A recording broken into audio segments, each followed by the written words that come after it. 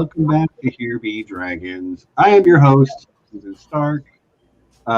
With me, as always, my lovely co-hosts John and Nessie, and welcoming back our maybe the biggest MCU nerd fan we have in our community. We got Kate. You're a newbie here, but we established last week during our conversation about the broader MCU that you're in it. You're in it now. I'm a new stan, but a deepening stan.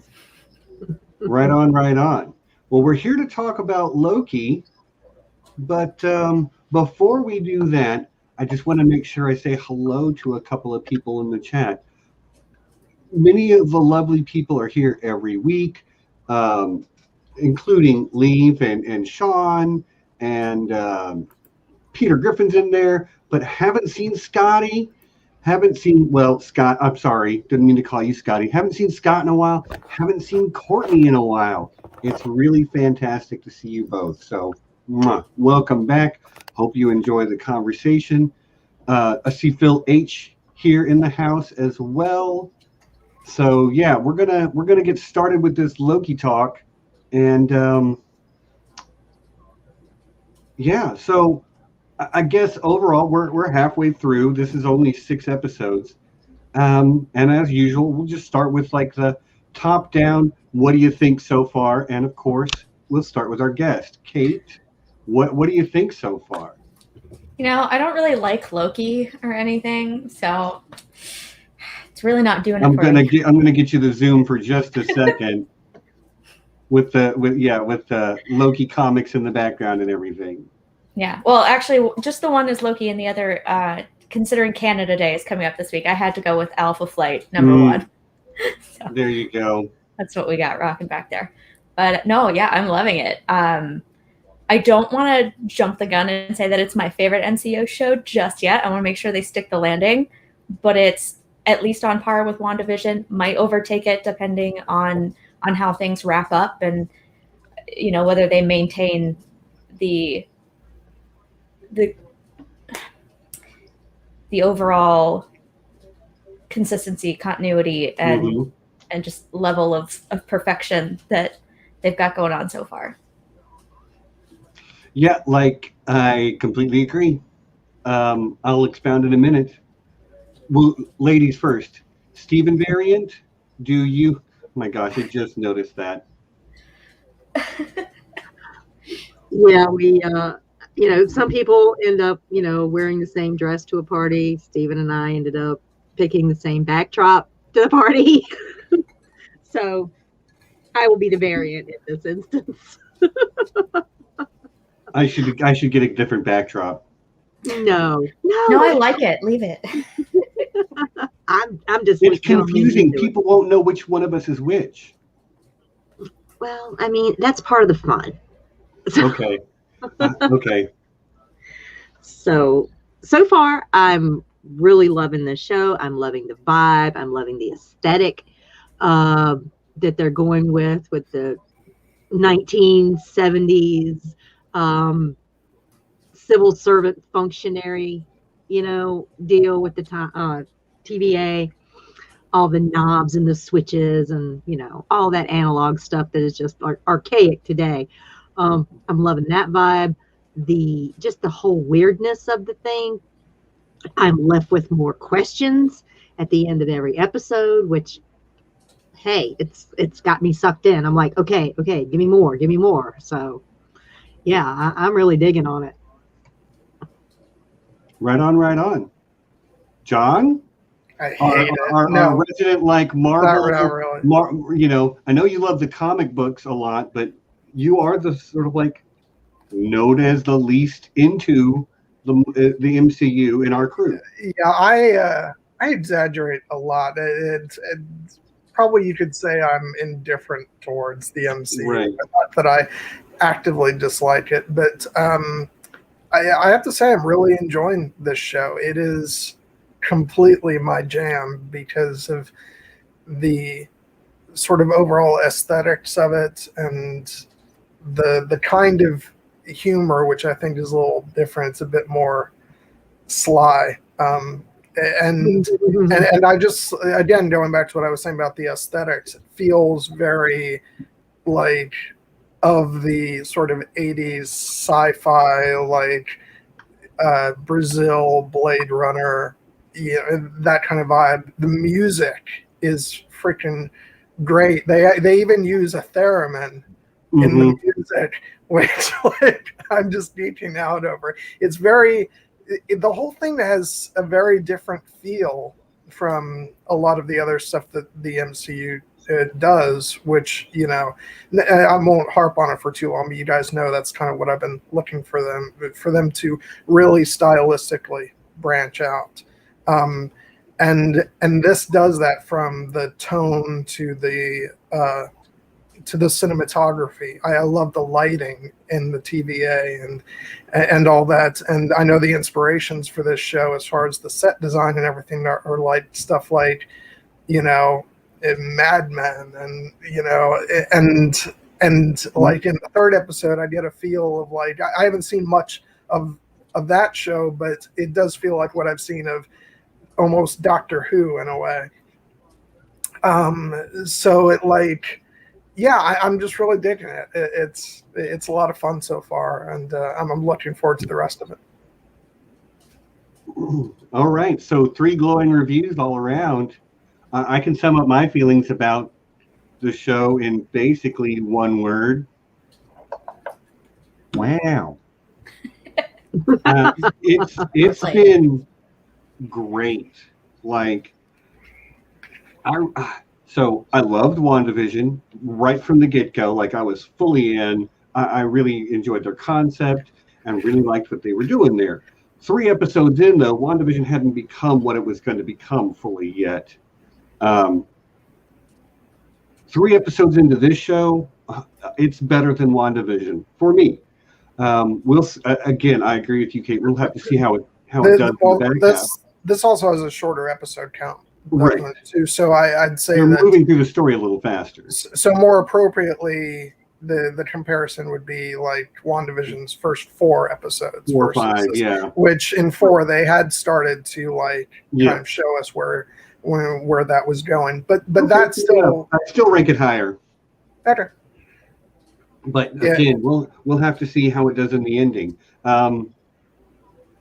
So this show has surprised me because, and honestly, all 3 of the Marvel on Disney Plus shows have done this so far. They've taken a much higher concept and layered the story over top of that. And John, I understand what you're saying about some of the MCU movies can get samey and they're doing the same thing. I really like how they've taken sort of higher concept with these shows. And in this show, there's a few of them. Identity being one, and that's a whole thing I kind of want to unpack later. Fate, destiny, determinism, however you want to put it, versus free will, order versus chaos. This show is doing some juicy things. So yeah, I'm loving it. I'm loving where they can go with it. Episode 1 blew me away. Episode 2 continued to blow me away, especially that end scene. I just like, but like, episode 3 was the weakest to me so far, but I think that's 100% down to it not having Mobius in it. Because let's be honest, Tom Hiddleston and, is her name Sophie or Sophia DiMartino? Yeah. They were killing it during their, and they really did have to carry that whole episode, just the 2 of them, with a lot of dialogue. And I thought they did great. Oh, yeah. I mean, I liked episode 3 just because it felt radically different from, what had come before it. I liked that they were going for a different vibe, so that I was reading that they worked to have each of these episodes feel like their own stories in a way, so that it wasn't just like a 6-hour movie split up into parts, but that each episode kind of has its own identity. like chapter wise, something akin to, I think one of the examples they gave was Watchmen. Right on. Mm-hmm. Yeah, I think the third episode, I'm kind of with Steven on this one. Just a personal preference. It's my least favorite. Not because I have any problems with the episode itself. It's just like, it's like A+ versus A. Exactly. I think episode 2 is my favorite, just because we really finally start to see the workings of the TVA. We get, obviously, my favorite part of the show, the TVA archives. Right? Yeah, definitely putting together a resume to get a job there, because that's the dream. But yeah, I love that. And I needed an upgrade.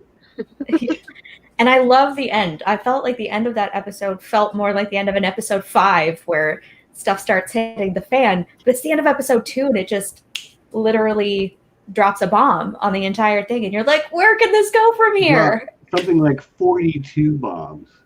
Yeah, at least 43 or 42 visible reset charges. Yep, good stuff. But I which is why I was kind of surprised that we didn't see any of the TVA side of the action in episode 3. Like, none of it. They bombed the whole timeline, and then, nope, you got to wait another week.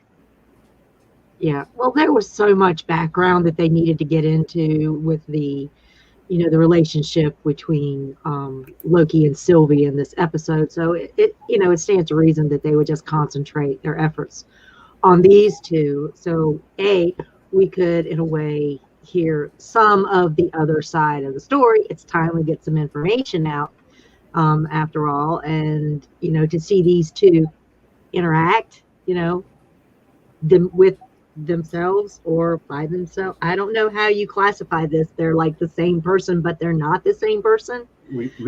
They're variants. They're variants. Both of them are variants. So yeah, it was really cool to see like them having this interaction, the what ifs, the talking about their mother or lack of mother, and we really dig into some stuff.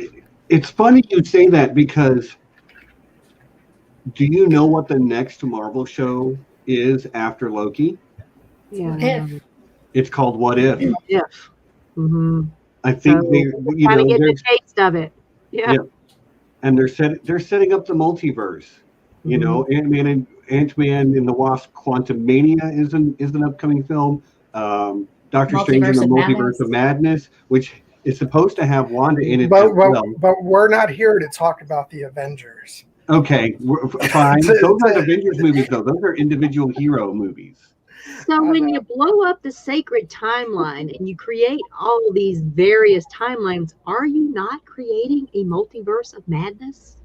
I mean, and is that not fate? I do have to say, like, I call complete BS on their assertion that what the Avengers did was, supposed to happen, and then poor Loki, like, by no fault of his own, like, he was just reacting. He's the guilty one. I agree with him. Like, it's not his fault. He's got a case. You have to, it's the space lizards. I have a kind of the Pinekeepers.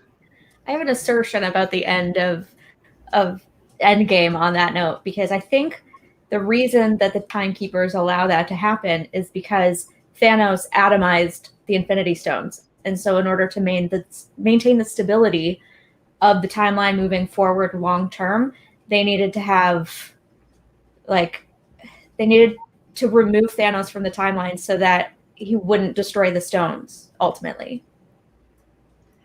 Right. They got a couple extra sets sitting in a drawer, though. Okay, but those are worthless, and I'll tell you why. They leave them because comics. Because they're from universes that don't exist anymore. That's the comics way of looking at it. From what I gather, they're not functional outside of their own reality. But I also have a feeling that the TVA just dampens all magic, so they might actually be useful in the timeline. That's what I was thinking, Kate. That's potentially true. Yeah, I mean, that's what I assumed it was, that they just have no power within the TVA, just like Loki's powers don't work, but as soon as he steps out of the TVA, he's got his powers back. So Yeah. Right. And that episode, they were talking about how the TVA is the most powerful entity in the universe, and then he pulls open this drawer, and what in his universe is the most powerful artifacts are just like junk in a drawer. So that really, when he sees that, that's the moment I think he realizes that. A couple of other things in that drawer, by the way. There is, I can't remember who the player is, but there's a baseball card in there that is the rarest baseball card in the world. And I think there's like a French Legion of Merit medal in there as well. There's some crazy, and then several time stones, and the implication is a lot of variants come from trying to steal Infinity Stones. And so the TVA shows up, grabs them, brings them back, resets the timeline, tosses their Mind Stone in the evidence locker, and then probably resets them or turns them into a TVA agent. Yeah, there's all that too. Yeah, I just have a hard time believing that the Big Bang that created the 6 singularities didn't give off a little more detritus. So I think what they're probably trying to do is they're trying to collect these leftover pieces so that it branches less and less. I think it was Hack's Dogma. I hope I'm not misrepresenting his theory here. I think after episode 1 or 2, he did a theory video about time actually being circular and iterative. So it keeps happening. Like, that's why they keep saying, it's always happened this way and it will always happen this way, because it seems to cycle a little bit. And so it could be that each time fewer branches are created. So they're sort of iterating toward perfection in their eyes, whatever timeline keeps them alive and keeps them in power. And so they're probably trying to prune Nexus beings and collect whatever variant Infinity Stones are out there. Yeah, it like the question of what do the Timekeepers really want is not answered even a little bit yet. Yeah. We don't even know that they exist, for that matter. Right. Exactly. Right. Is it the man behind the curtain? Is it, this is really, what do they want? This is giving me so much Umbrella Academy vibes. I mean, I get that. But I'm really digging on it. So who's had this is going to be a personal taste thing, but who's had the best performance so far? I want to go with Tom. You think so? Yeah, I think he's done a really great job. I've always liked him. I've always enjoyed Loki and his performance as Loki, but this show goes so much further into his psyche and his personality that we really didn't get to see before. And watching his emotive performance, watching the highlight reel of his own life, just the look on his face with the sound effect of the neck bones crunching was just the emotional highlight of episode 1. So I'm going to give it to everyone else is great. I mean, I'm loving Owen Wilson and Sophia DiMartino as well, but I think for me, Tom is the standout. Okay. John, what about you? It's hard because objectively speaking, it would be Tom Hiddleston, because he's gotten to have sort of the most emotional range so far in these episodes, and like the impactful part of episode 1 for me is not so much him watching the playback, which I kind of have mixed feelings about, but we'll get into that later. It's his sort of reaction afterwards when Mobius comes in to talk with him, and he's very honest about himself in that moment. He talked about the fear, and that's why he does what he does. So I really love those moments from him, but at the same time, like, Owen Wilson is just killing it I love it, and he's bringing something to this that is just adding to that off-kilter vibe of the show, and just a different sort of brand of humor almost. And it's so I don't know, I cheated there, but it's just because I'm really enjoying Owen Wilson. Okay. Nessie? Yeah, up until this point, as Kate said, Loki is carrying all the emotional baggage and journey with us. But that being said, I am waiting for Mobius to break out of his little cubicle and show us what he's all about, because I think there's a lot of depth to that character that we haven't even scratched. Casey. Yeah. What's a fish? I just want to know what I'm being threatened with. Yeah, what's a fish? What's a fish? What's a fish? Just Who was asking also in in- fighter. The timeline are. That actor was also in chapter 4 of The Mandalorian as one of the village people. Okay. Who goes to Mando for help. Was he not also in Kong Skull Island? Oh, I don't know. I haven't seen it. Maybe. I think he might have been with Tom Hiddleston, you know? Mm-hmm. What's a fish? So I'm going to agree with everything that's been said. Like, I think Tom Hiddleston he's had to do the most lifting, and, you know, he's the title character. And he knows Loki so well by now. Like, he's having fun and making it look easy. But like, I just keep thinking about it, because you love to talk. Yeah. But Owen Wilson is, maybe he's not the best performance, but he is my favorite character in the show so far. Like, I love that sort of, like, he sounds like he's tired, but he's still invested. But, like, God, he's been awake for 15 hours. He's probably got one of his shirt tails untucked.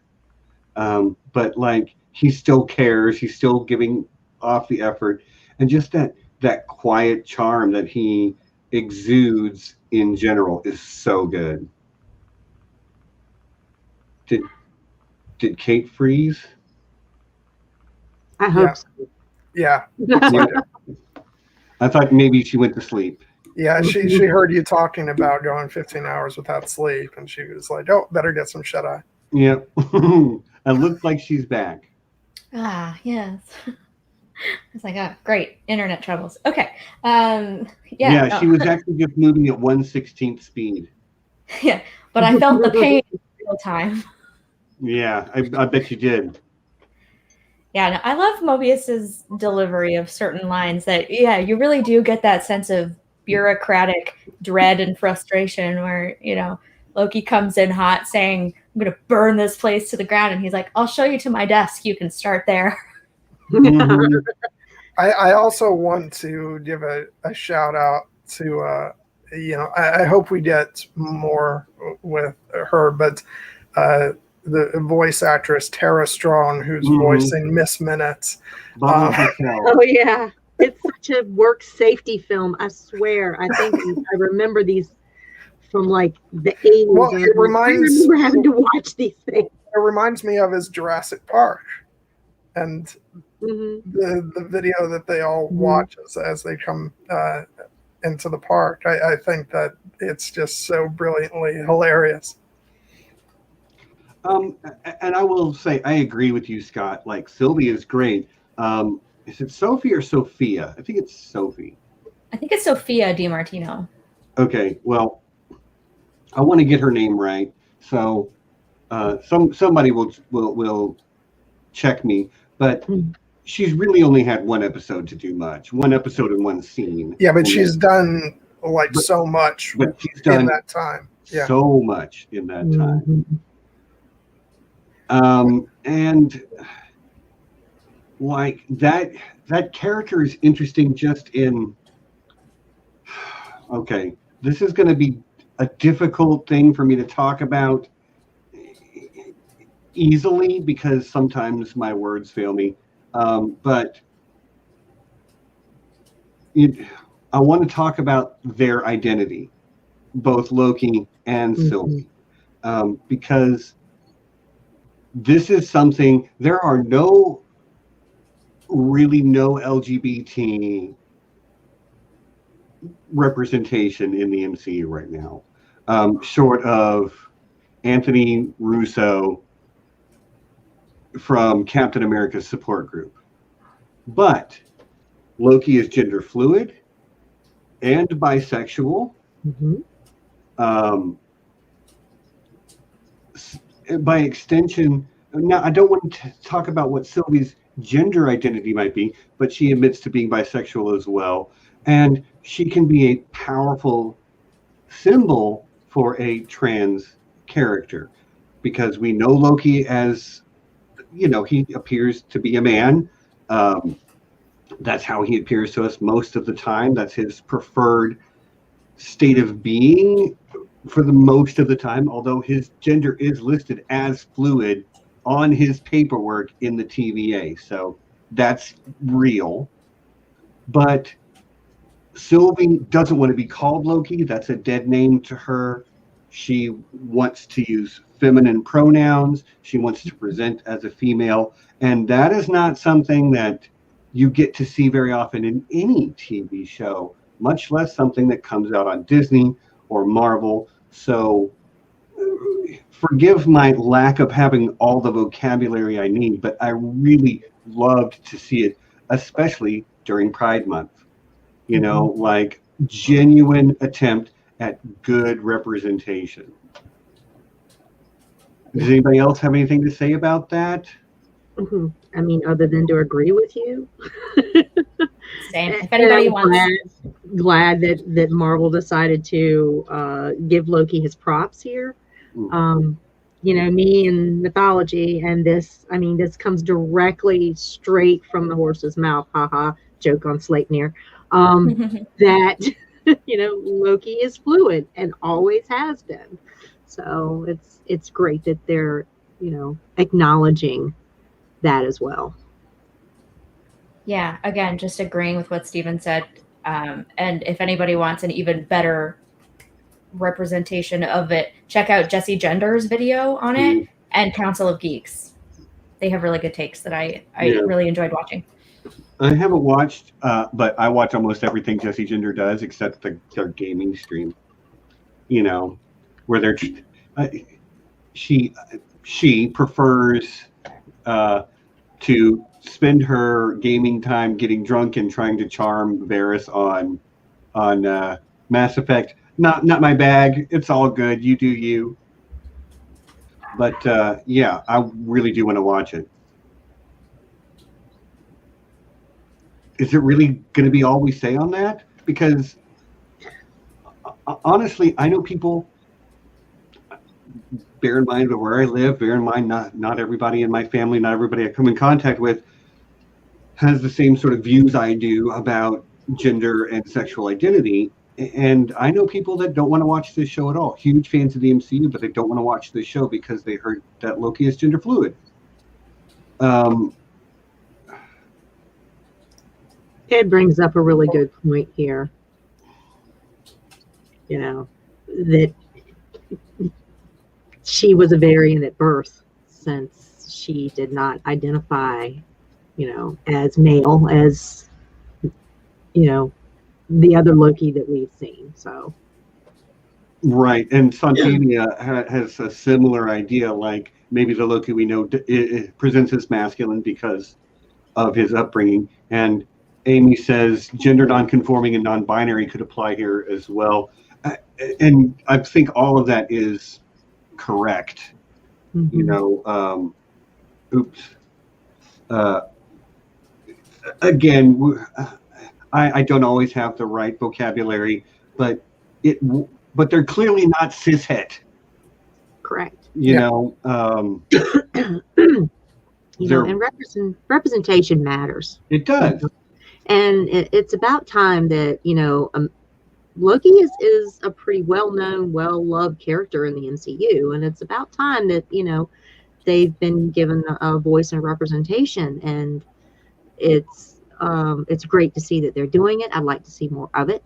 Hopefully in the upcoming Thor movie, we'll get a little bit more of this. I think they're setting Loki up. They have to, like, as somebody earlier in the chat said, stick the landing with this if we want to have Loki appear in the next Thor movie. So yeah, it's good that they're going to be carrying this forward, and not in a small way. Right. I'm not even sure that that's. I mean, I guess it's all speculation at that point, but I don't know that it's even necessarily guaranteed that he's being set up to appear in the next Thor film. Because since this is going to be an ongoing series, yeah, I'm with you, John. Like, if he is, I don't think it'll be big because it's already going to have Thor and Valkyrie and probably some of the Guardians of the Galaxy and Jane Foster. Yeah. You know, I feel like if he's there, he's probably not going to be a huge part of it. And it might just end up feeling like fan service at that point, which for the most part, Marvel doesn't over fan service their cameos, you know? They fan service us, but they don't overdo it. I mean, fan service is like the number one thing they do. Oh, what? Are you kidding me, John? No, we're not doing this. We're not doing this. I just think the timing is. I just think the timing is too, you know, too close that for them to. I mean, maybe not in a major role, but like you said, to at least have an appearance to, you know, to bring Loki back into the MCU. Right. I wouldn't be surprised if it happens, but there is a moment in the first episode where Loki says, "I can't go back, can I?" So maybe there's a variant. Okay, but that assumes that the Timekeepers are still in control. Yeah. Like once the TVA is taken down from the inside, which is going to happen. Like Loki can get up to whatever mischief he wants. Mm-hmm. I also think here's the thing. I mean,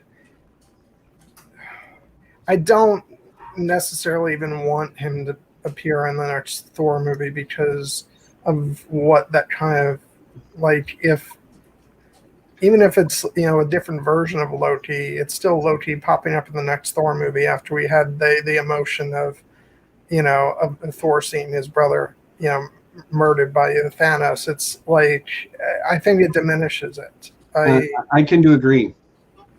Like, I don't need Loki to be in the next Thor. I think I'd love to see him in something like the next Doctor Strange, especially since he's dealing with multiverse. Yeah, I was about to say he will probably definitely show up in that as Agent Loki. You know, not as Loki, but as Agent Loki. Right. You know, with the cool little FBI jacket on, with the hat. I need that jacket to go with my horns. Yeah, Sean agrees with you, which, I mean, I agree with you too. Like, I don't need it. There are strategic places you could put Loki where he would do more. Yeah, I mean, it's one of the reasons, though not the only reason, obviously, that, you know, even in the early days, Agents of S.H.I.E.L.D. was never a presence in the movies, while things from the movies were a presence in the show, but it wasn't vice versa because it diminished the impact of Coulson's death in the Avengers to have him just pop back up in the films. So for the films, they just went with the assumption that no, he's actually still dead, and just kind of ignored what Agents of S.H.I.E.L.D. was doing because it takes away from the entire climax of the Avengers, where the whole reason why they, you know, unite and become the Avengers is because of Coulson's death. And so it's that same type of thing where if he just pops back up in the next Thor movie and they get to have their brotherly banter again, it takes away from what happened previously. He's already resurrected himself so many times that, yeah, it could feel a little cheap if he comes back to the main. Well, especially it's, you know, you have that Thanos line, no resurrections this time. It feels so final for that iteration of Loki and the relationship with Thor. And we literally see, like, that's where the prime timeline Earth 616 continuity Loki dies. Actually, it's not Earth 616, although it does say Earth 616 on the tape, on the film strip that he's watching. I think the Avengers is actually Earth 199999 or something like that. It's 200,000 minus 1. Mm-hmm. But well, if they're going to introduce the multiverse, then this is something that they're going to have to deal with, because people are dead in one die timeline, here and are alive there, and still alive in other timelines. And the thing is, we can accept that as comic book film watchers. Spider-Man Into the Spider-Verse proved that. If you've seen that movie, they bring a lot of different Spider-Men, Spider-Mans, Spider-Persons, Spider-Folk together, and they do it really well. Granted, they're not doing a whole lot of jumping from this dimension to that dimension to that dimension, but it does prove that you can do an interesting story that way. And we're savvy enough to get it. Those of us who are fans will be able to keep straight, for the most part. Okay, Loki exists outside the movies now,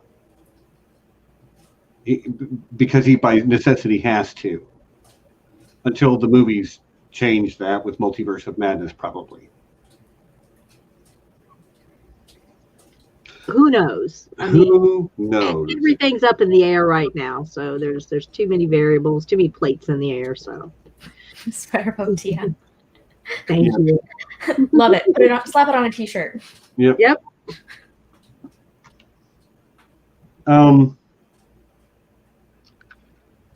So, John, you said something before about the scene where Loki and Mobius are talking near the end of episode 1, and Loki is bearing his soul.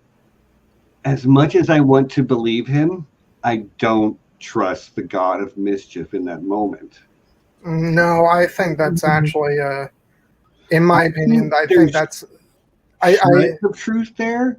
Even if he's trying to manipulate Mobius in that moment, I feel that there's truth coming through. I think he's actually being honest about himself in that moment. It doesn't have to be one or the other. Yeah, you're right. It doesn't have to be one or the other. But he's the god of mischief. I don't ever trust him. Well, the best lies are threaded through with a lot of truth. So, throwing a little heartfelt, a little in the moment things out there to create a trust, a rapport with the person who's, got you captive. Yeah, he can tell the truth, but still do so with devious intent. Yeah, okay. I mean, I'm picking up what you're putting down, but that's a reason not to trust him. Devious intent is a good reason not to trust him. Okay, I'm just saying that it's maybe the things he's saying are genuine, or at least have some genuine feeling behind them. Yeah, I think he believes everything he's saying in the moment. No matter what it is, he absolutely believes it and wants you to believe it as well. So, how much of it is actual fact? And I believe it because of his reactions watching, events of his life that he hadn't actually witnessed himself. It's because of his reactions during that I believe what he says next. At least, if not the reasons for him saying it, then at least the emotion behind it. Because I think he is genuinely affected by seeing the things that happened, and the fact that he is genuinely happy to see that he and Thor actually come to some kind of an understanding. And so I think that he's, against his better wishes, he's actually kind of vulnerable He was kind of defeated in that moment. Magic doesn't work. The Tesseract doesn't work. He can't run anywhere. He's really been taken down a peg by the TVA, and he is vulnerable. At the same time, though, that just tells me that he's going to lean on the last tool he has, which is the art of deception. Like, I just don't trust him. Telling me to trust the God of Mischief is exactly what the God of Mischief wants you to do. I agree, but at the same time, I'm kind of with John here, where I think that there is a lot of truth to it. I think he's kind of coming to a lot of realizations, both about the TVA and himself in that moment, because he's just had he's had an emotional reaction to watching his mother die. Yeah. Basically, not quite like, and his role in his mother's death, and then the reconciliation with Thor, the validation from Odin, and finally standing up, because he was given the scepter by Thanos. And so, we're dealing with a Loki that has just come off his loss in New York. He hasn't had any of these revelations yet. He hasn't gone through any of this development. This is all brand new to him. And so to watch what could have been, and then to watch his own life end at the hands of someone he just collaborated with, he's just like adrift. He's like, where am I? What's happening? How powerful is this place? And so I think I do see what you're saying about he's going to twist it and use it. But I do think there was some genuine affect there, because he's a lot more vulnerable and empathetic than you think.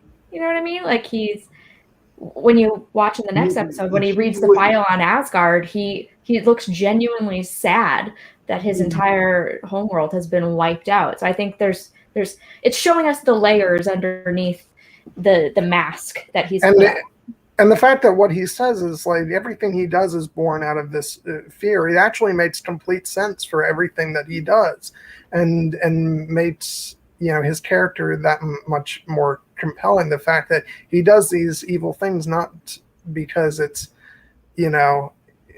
really his heart's desire to do evil for the sake of it being evil.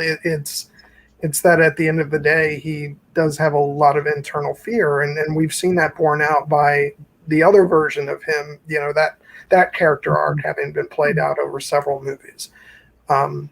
So I actually, again, I don't think it's without the intent of some manipulation on his part, but I think he's using the truth. He's using the moment to both, get things legitimately off his chest. Okay. Also, if he can use that at the same time to be manipulative, so much better. I understand what you're saying. I really do. And I wish I could go there with you, but I can't. I don't trust him. I mean, like, by all means, believe the best about him. But which one of us is going to get a knife in the back, you think? Which one of us? Neither one. We're watching a TV show. Come on, you know what I mean. The dagger's probably fake anyway. It's fine. And its name is Love. Love is. Speaking of the real and the dagger, one of the last things he watches himself do is conjure a dagger and try to kill Thanos out of love for his people and his brother, and he fails. And so I think that might be part of the genesis of the whole love is a dagger metaphor. Good call. Bad metaphor, but fun scene. I really thought I had something. Yeah. God, I love that scene. It's so much. It's probably the best scene of episode 3. I don't know about all that. I love that scene with Loki's okay. He's drunk. Okay. Yeah, drunk Loki is pretty great. Drunk Loki is great. Right. Like his inhibitions are down, his guard's down, or maybe just a little bit. So maybe some of the real inner Loki does creep out a little bit, as you do when you're drunk. Kate, your variant thinks that your idea about love being a dagger and that coming from that scene, great connection. I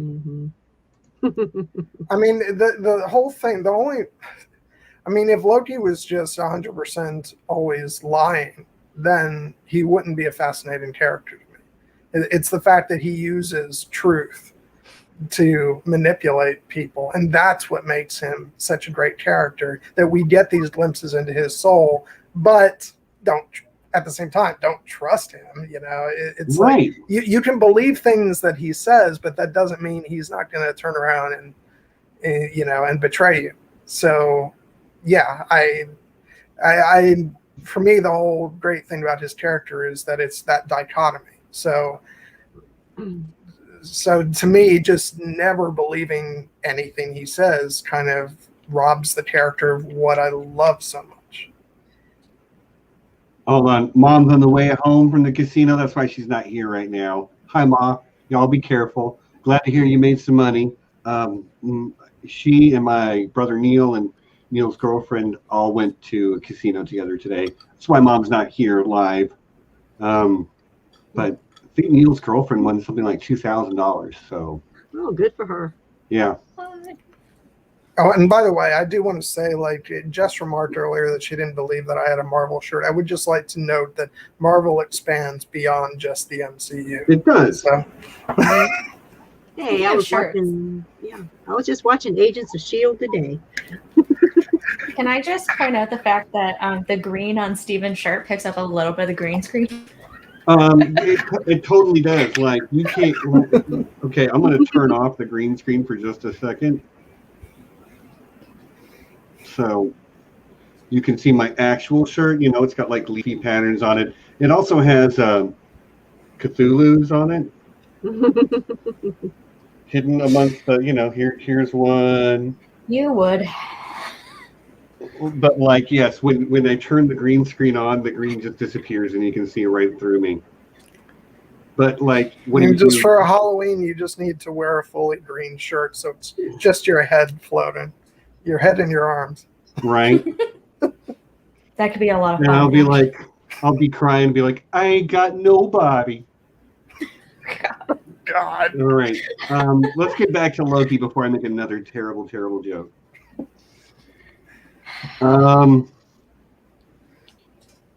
So some people are talking about Loki being gender fluid in the original Norse mythology, which so I will turn to our resident mythology nerd, Nessie. Yes, this is actually a thing, and it goes back to one of the Norse myths about the creation of the walls of Asgard, and it's very deeply tied in with creation and foundations of Asgard itself, and the gods not keeping bargains. Like, that's a new thing. So the gods of Asgard were contracted this giant to build the walls for them. He had this stallion that was helping him do the job, and in exchange for this, as usual, they were gonna Freya. He was gonna get Freya out of the bargain. If they throw Freya in the bargain, dudes just assume the deal's gonna go south. So, and the contract had a limit, which was it had to be completed within a certain amount of time, or the contract was null and void. So it was getting close to the end of the contract. The walls were nearly completed, and everybody was getting worried. Hey, are we going to have to keep this? Are we going to lose? So Loki, coming up with his crazy plan, turns himself into a mare and lures the giant's horse away, which allows them to he's not able to complete the job in time. So as he's lured him away, things happen, and Loki comes back later with a foal of a product of this union. So this foal becomes Odin. He gives it to Odin. It becomes his eight-legged steed Sleipnir, and that's how that myth goes. So the walls of Asgard were built on a broken contract. But that's Loki's way of getting the gods out of a sticky situation, so to speak. And it shows up time and time again, whenever they're trying to get out of a contract or a deal or something with, the Jotun or the Frost Giants or what have you. Loki always comes in with some crazy plan, and a lot of times it involves someone being gender fluid. Nice. Like that's what the god of mischief ought to do, though. Mm-hmm. Like is to look at that to find the tricksy solution. That's why Loki's Loki, and that's why we love him. Mm-hmm. Or them. So sorry, lost my train of thought for a second. The chat is going by very quickly. They're discussing whether or not Sleipnir had 6 or 8 legs. I thought it was 6, but it could. I thought it was 8. 6 as well. is it 6? I could be wrong. I can be wrong about things, but it wasn't 4. I know that. Sure. Yeah, I don't believe know- that, Nessie. I know it's more legs than a horse should have. That's all I remember. Right, yeah, but like, is it insect horse or arachnid horse? That's what I need to know. Very important questions. Yes. Mhm. I like what Dan said a minute ago about Loki. Nope. He's really on the back foot now because they know more about him than he does. Yeah, this right here. Yeah, the learning curve. Yeah. Yeah. The It is an 8-legged horse. Just saying. yeah. They have like an epistemological advantage over him with this foreknowledge, and so he's a little more off kilter than he would like, and then we give him credit for. Siri says he. I mean, I'm not going to argue with Siri. It is Spider horse. Spider horse. Does whatever a spider horse does. Yep. And the next Spider-Man into the Spider-Verse. Yep. Loki and Sleipnir. Spider Yeah. Loki. Spider Loki would be awesome. Let's be real. Spider Loki in No Way Home. But I mean, it does set the theme that, canonically, mythologically, that's his archetype. It is, sometimes he's with the gods. He's helping them out of these tricky situations when they have to deal with giant folk. And at other times he's also being mischievous and playing pranks on them. So it's like he doesn't take a side. He is his own side. Like he takes care of his own people, but when he's not doing that, he is pranking on them real hard. Really hard. Like I've read somewhere, again, not a mythology expert, couldn't tell you where, but I read somewhere that the handle on Mjolnir is so short because Loki cut it that way on purpose as a prank on Thor. Because let's face it, the hammer on Mjolnir, for the size of that hammerhead, is fairly short. It's hard to get a lot of leverage, Yeah, he's like making a phallic joke there. Okay. Nice. Alrighty then. Yeah. I mean, what brother wouldn't call his other brother stubby Right. or something? Yeah, I just love that they really continue to establish the relationship between the two brothers in this, because in the whole thing with Loki being DB Cooper is because he lost a bet with Thor. I love that he was DB Cooper. That was That so is so great. funny. I love that. That was the I was young and I needed the money type thing, because they're bringing up stuff from his past. We've all had that stuff from our past. We're like, I lost a bet. I've got a couple I lost a bet stories. I'm not going to tell them now. Yeah. I just would have really liked to see like the setup on the other end, like where Thor is probably standing there laughing his ass off, and Heimdall is like, "You idiots." Yeah, and Thor's like, okay, no, wait. Okay, now. Let him like really get nervous on the way to hit the ground at terminal velocity. So, yeah. Oh, Oh, we lost Steven. Okay, Kate. He was erased by the Timekeepers. He's Yep. been pruned. Oh, there he is. Sorry, Hmm. I went to go So click it's- the. So it turns out you're the variant, Steven. Okay, you're right. All right, I'll update my name.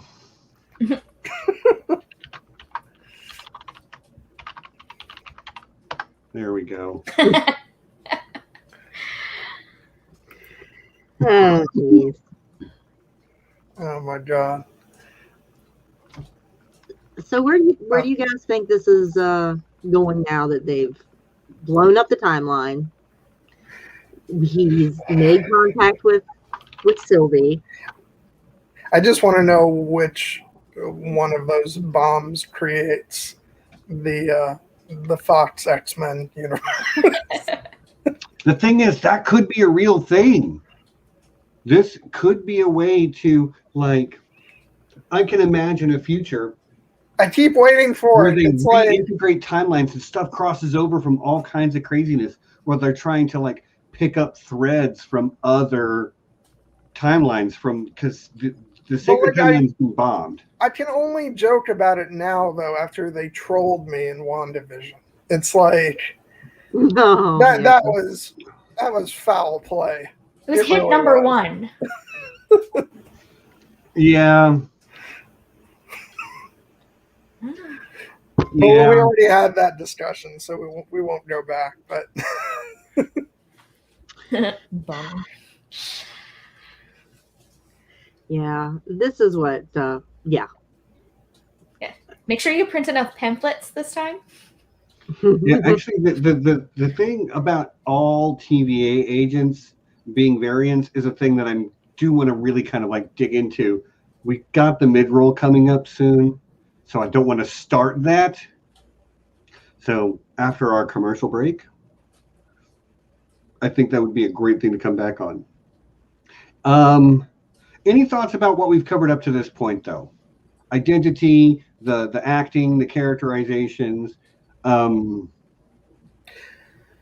will say, like, somebody made a comment about, the TVA like existing outside of the like Loki exists. No, it was that Loki was existing outside of the movies now, and honestly, that's what this show kind of feels like. The TVA feels like that. I think that's why I'm loving it so much, because it genuinely feels like a different world. That's like outside of what they've established for the movies, and and it's not so much me doing my usual thing of railing on the the MCU and the style they do, but it does feel kind of refreshing, going into the TVA, which just has a whole different vibe of the feel and the lighting and the way it's shot and everything. So I really do like that they've done that with this show, and I think they feel that freedom because it's it's a TV show and it's on Disney Plus. But I hope that they continue this this foray into more creativity, because it's not just this, but WandaVision also did this to a certain degree with the different television styles and everything. So I'm really liking it. Yeah, they have a lot more latitude with the television Mhm. format Well, they have longer- distribution platform as well. They don't have to worry about, releasing movies in China, so they can have a little more wiggle room. Right, and Marvel's doing it well by coming to the small screen, because this is water cooler conversation. They've got something in the can, they've got something going, something different, every couple of months, so it keeps their conversation going. It's fresh, it's new, people are talking about it, and it keeps like it'll answer a couple questions, but then give you more questions. 4 or 5 more. So it's not just about the in the moment, bam, bam, bam stuff. It's like the stuff you've been chewing on for a week, thinking about. You're thinking about it and being released episodically, weekly like this. It's so much better than, we're spending all this, even though they're great to have, they spend like blockbuster movies once a year. isn't it nice to have something that you're talking about every day, to keep Well, the and conversation going, to keep people engaged. Well, and also a thing also about them, these being separate from the movies is, and it's something that I've liked about all of these shows so far, is the scale of these shows is much more intimate, I think, than what the movies are, and that's both because it's longer, but also because the budget is different. Although they're certainly pouring a lot into these shows, but it's not like they're not going to have these massive, large scale. 40 minutes, battles and stuff. So it feels more like getting down on a level of human interaction, with each episode, which I love. Right on. Yeah. I mean, I could just echo the same stuff that you've all said. Like, it's great. It's really great on a lot of levels. Can't wait to dig into the variant thing after the mid-roll, which starts right now. Welcome to the middle of the show, everyone. Please remember to hit the like button and subscribe if you are not subscribed. And present your ticket. Yes. So, gotta make sure we shout out our patrons. The folks that are so lovely. They help pay for our streaming software and upgrades, and we're going to be doing a thing soon, and it's just helpful. We appreciate you all so much. John benefits from the streaming software. Nessie benefits from the streaming software. So thank you very much to our patrons. Our Patreon High Council includes Lord John Bronsteen the Wise, Sixto Sounds, aka JP the Axe Grinder, and of course, hold on, phone, shut up. And of course, ridiculous Ed Tollett, our alpha patron, who got a main road through town named after him this week on our on my gaming stream. Ridiculous Road runs right through the middle of town. I was like, I didn't know what you were talking about. I was like, really? Yeah. Really? That's really cool. Our Patreon High Council is supported by the Lords and Ladies of the Realm, including Lady Leaf Underhill, Ryan Stavka, the Russian Quartermaster, and Reflective Rambling, the lady who reflects and rambles, and who is doing a little bit of artwork for the channel for stuff that will be coming soon. So, keep your eyes peeled for that. We'll have more on that soon. I do have a second channel, Here Be Games. I've started playing City Skylines. We had a good time. Kate, you were there in the chat. I was, yep. It's not action adventure. It's not story driven, but I don't know. I had a good time playing, and people were there the whole time chatting it up. So it was surprisingly fun helping you pick out what trees to plant in the park. Right. Or just random stuff like that. I've practiced, and I've got some ideas for what's coming too. So that's Thursday nights. I do some kind of game stream. Right now it's City Skylines. Who knows what it's going to be next? As far as what's next week on this channel, I don't know. I have not been great at planning stuff, with the new job and all that. Got stuff going on. So not sure what we're doing next week, to be honest with you. You know what I would love to do? And I haven't even spoken about this. Who has watched Invincible on Amazon Prime? I haven't. Okay, fair enough. It's good, but if nobody's watched it, I get it, and a week is not enough time. 2 weeks from now, we're doing the Clone Wars. Week after that, we're doing Loki again. I don't think Nessie's going to be here for that one. Probably not, but we'll try to get Kate and hopefully maybe Kelly back. I know Kelly's busy today. But yeah, we'll figure it out. Oh, wait a minute. Mystery Men. That is a fantastic movie that you all should see if you haven't seen it yet.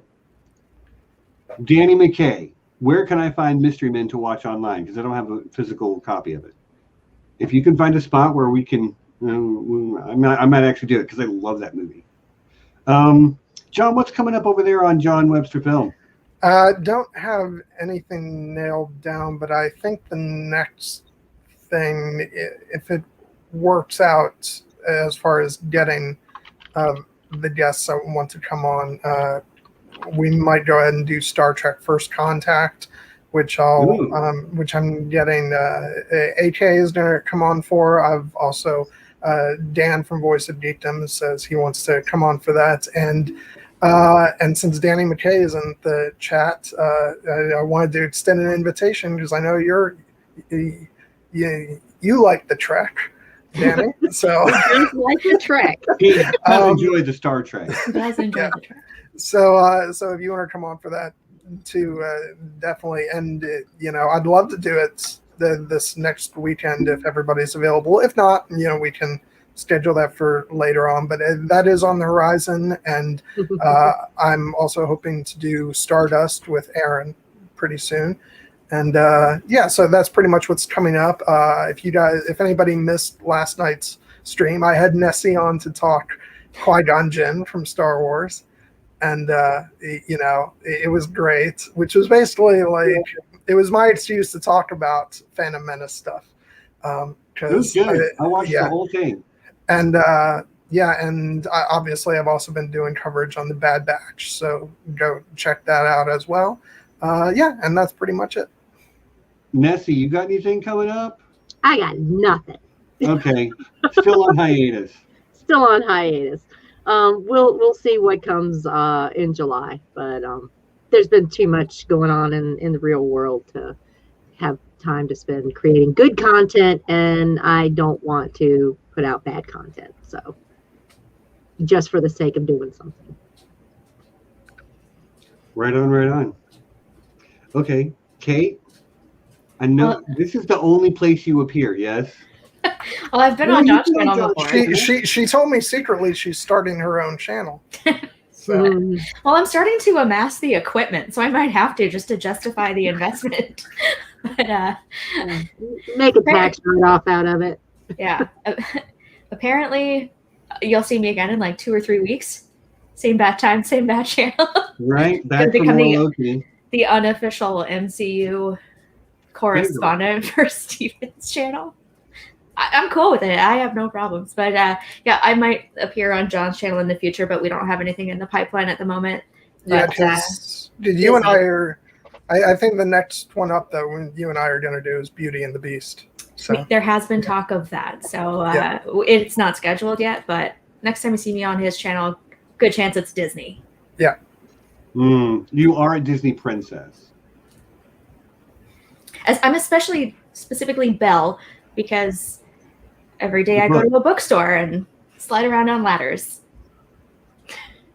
There's no ladder, but the bookstore part is true. I don't know. You made a pretty awesome Ariel in that Little Mermaid stream on John's channel. Yeah, that was a lot of fun. Yeah. But I'm in real life, I'm Belle. Let's put it that way. Right.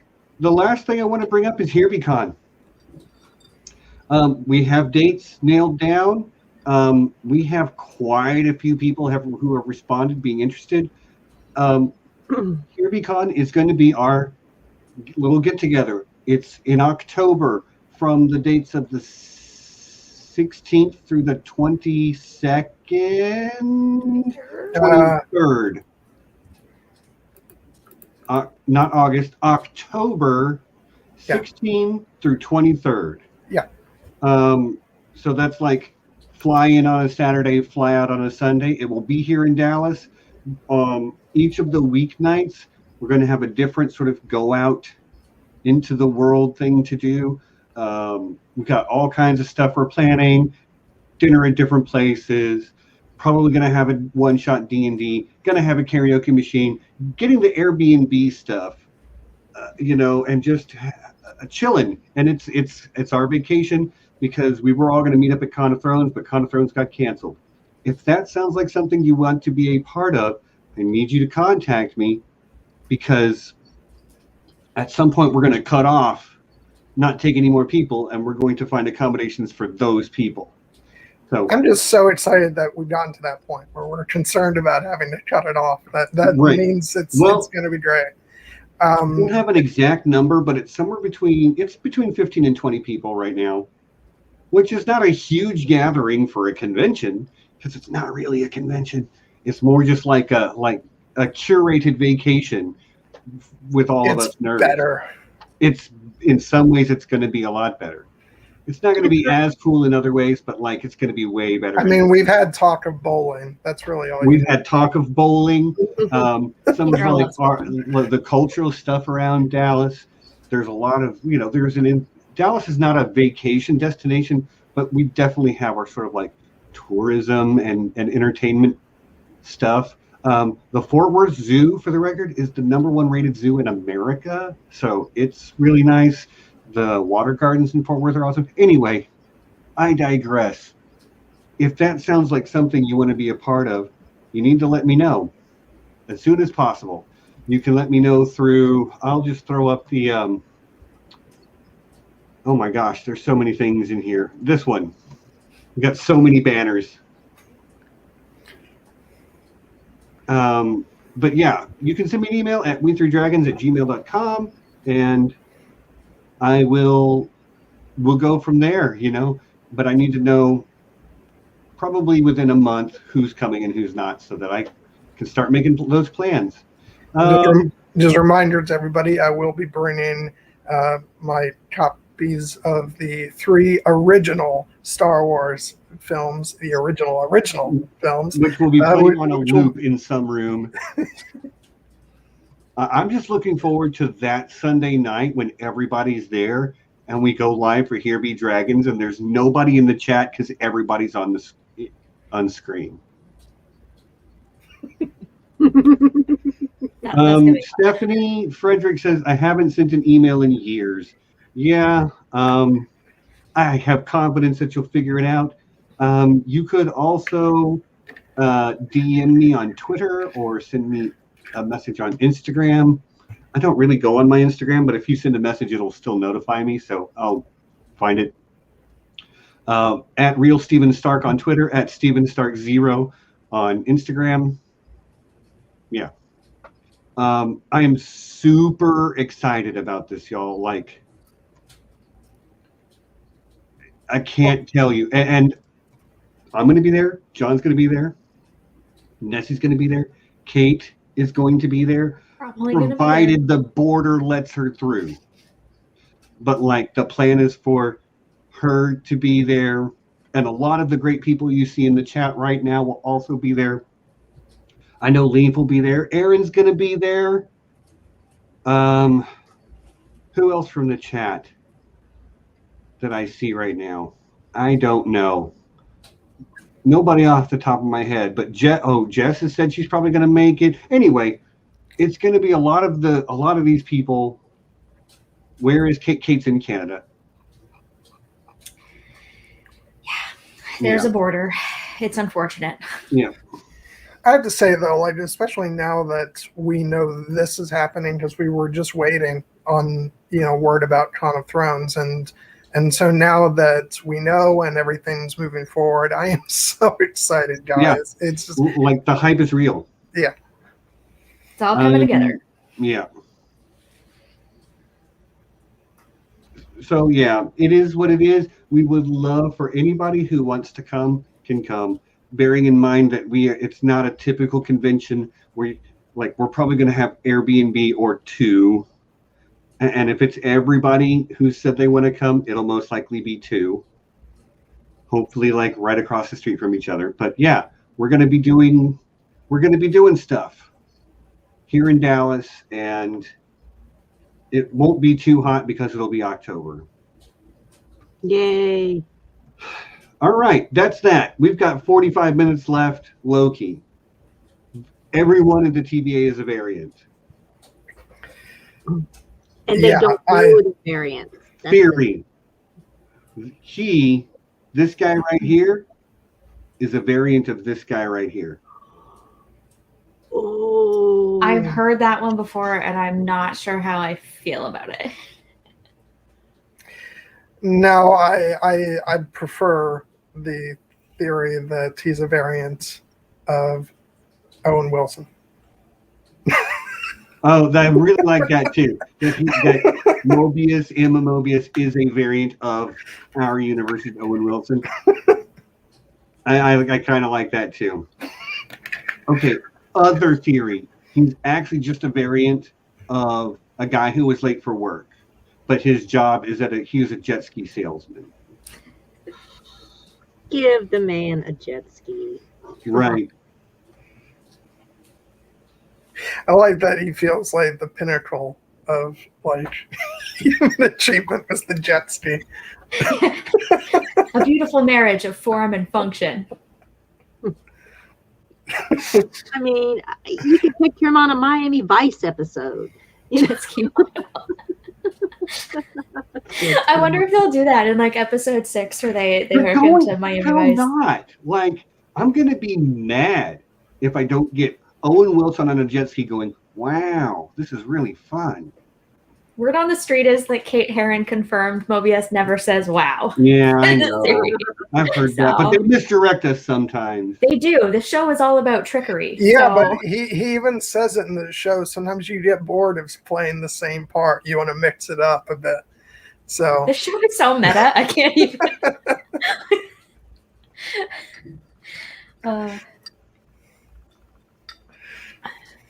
Yeah, I made a joke about it earlier, but I really did like, given how you guys know how I feel about like everything always having to connect back to the Avengers, I really did crack up at the line, "We're not here to talk about the Avengers." Mm-hmm. I know you just went. I mean, look, it's got something for everyone, doesn't it? Yeah. All right, question or theories. I don't particularly have a thought on this one. I love that the Jared joke is still going. Jared is like legit upset with me because not really, but he's joking about being upset with me because I don't, like The Rise of Skywalker like he does, and he's like, "You're really messing with the whole, our reputation of being the same person, John." Well, look at Sylvie and Loki. They're the same person, but they're slightly different because they have slightly different experiences. Yeah, they're very close. It's like just simple divergences created completely different personalities. That's you and Jared. We figured it out. Anyways, as I was saying, some of the I guess they're variants. Some of them have now the John variant. Some of them have names: Mobius, Ravonna, Casey, versus the ones with the alphanumeric codes. All the Minutemen are the hunters. Yeah, the hunters are B-15. Exactly. B-15 and C-20 are the two that I know of for sure. Oh, by the way, I really do want to see more of Ravonna. Like we need more screen time for her because there's something going on with her. She's so enigmatic. I love it. Oh, yeah. $10 says at least one of the timekeepers, if there are multiple, is Kang the Conqueror, and this whole thing is happening in Chronopolis. There's so many like slight nods to Kang, and even the carvings on the walls behind the judge's bench kind of looks like Jonathan Majors. Just a little bit. Just throwing it out there. Kang's all about the time travel. Yep. I mean, I'm not an expert in that stuff, but like I have definitely heard Kang the Conqueror's name bandied about a lot more these last few weeks. Well, it could just be Easter eggs and whatever, like they were doing with WandaVision. There were so many theories about WandaVision and what was actually going on and who was going to be what or what have you that, it turned out just to be Easter eggs, which is fine, which is great. It gives people something to talk about. AJ, I wonder if somebody was going to catch on that. I realized right after I said it, when I said that we need to see more of Ravonna, I'm like, not like that, but also maybe like that. No, sorry. Is I'm it gonna time? stop. I'm going to stop. Into a thirst stream yet, or? Well, it always happens eventually. Yeah, Dan fails me on this one. I think it's true because they announced Jonathan Majors is casting a while ago, and he's confirmed for Quantumania. Yeah, so Quantumania. I would not be surprised if they, like even a post-credit scene or something where we see Jonathan Majors as Kang. That would be John's favorite part of the whole thing. When they set up the next series with that one cameo, John will be like, "That's his favorite thing."